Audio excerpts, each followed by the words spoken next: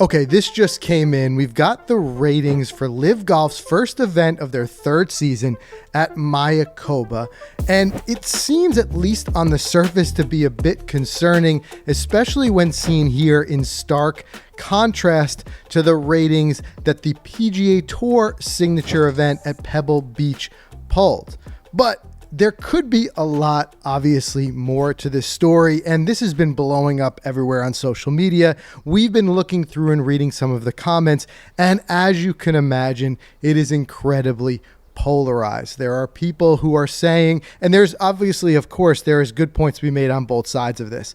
And there are people who are saying, look, LIV is just a startup. These are great starting numbers for where they're at. There are people who are making the case, which is very true, that this is not the only place to watch LIV. You know, you have the streaming services, which is where they pull, arguably, and what a lot of people have been saying is some of their biggest numbers.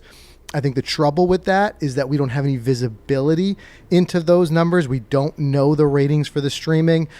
So there's really a tough way to quantify it. But if you do look at this, the other side of the coin, where a lot have raised the point, and it is concerning in some ways, and it just kind of looks to the overall, I guess, brand awareness and attractiveness of the LIV product is, first and foremost, you know, this should be one of their most exciting events. It's the first time that Jon Rahm is playing with his new team. There's going to be some curiosity and people tuning in for that.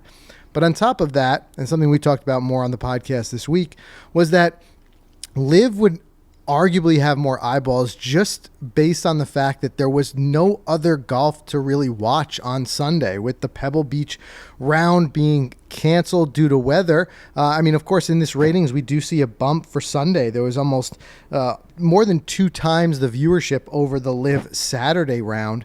But again, falling short of 500,000 total viewers is still only no more than about an eighth of the viewership that the PGA Tour event pulled on Saturday. So you have, first and foremost, it being the only golf to watch.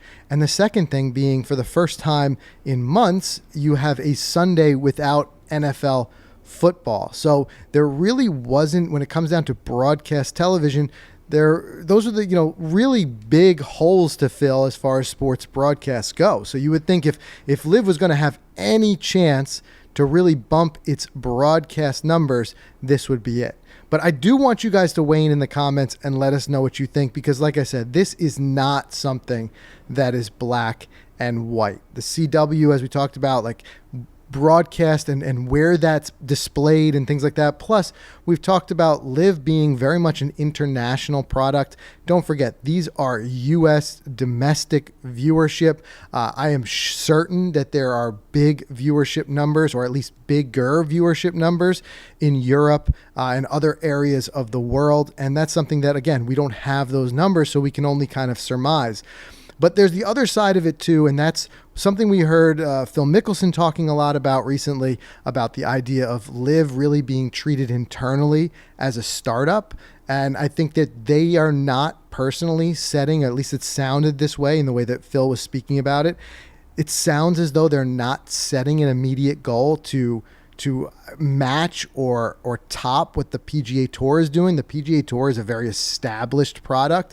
There's a lot of people who are just very used to watching the PGA Tour on Sunday, tuning into that same broadcast, that type of thing. And this is going to take some time. So there's the idea of treating it as a startup. Are these good numbers based on that? Will that viewership continue to grow? Or, like I said, is this something concerning?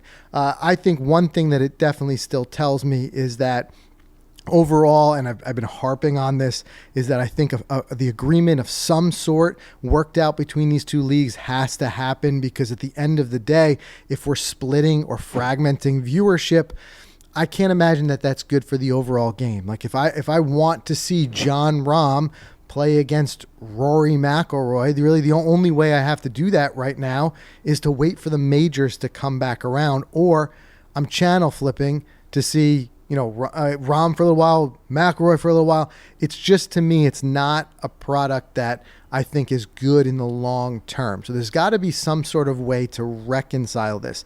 I think one thing we will see is we're going to get another opportunity, another at bat to see where this goes this week. So this week, of course, you've got two big events. You've got LIV coming to Las Vegas, which is where the Super Bowl is going to be played. There's a lot of people who are going to be in town, a lot of eyeballs on Las Vegas.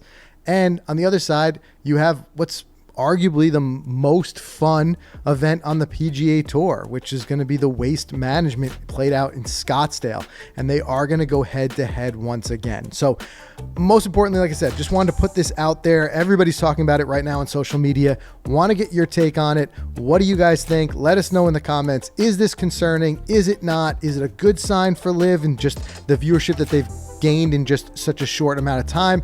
Or is it a bad sign if you compare that just the Sunday, just nothing else to watch really but LIV, and the numbers were still dramatically lower, at least for broadcast, than the Saturday round at Pebble Beach? A lot to obviously unpack here. Wanted to give you guys an opportunity to chat about it in the comments as well. Let us know what you think.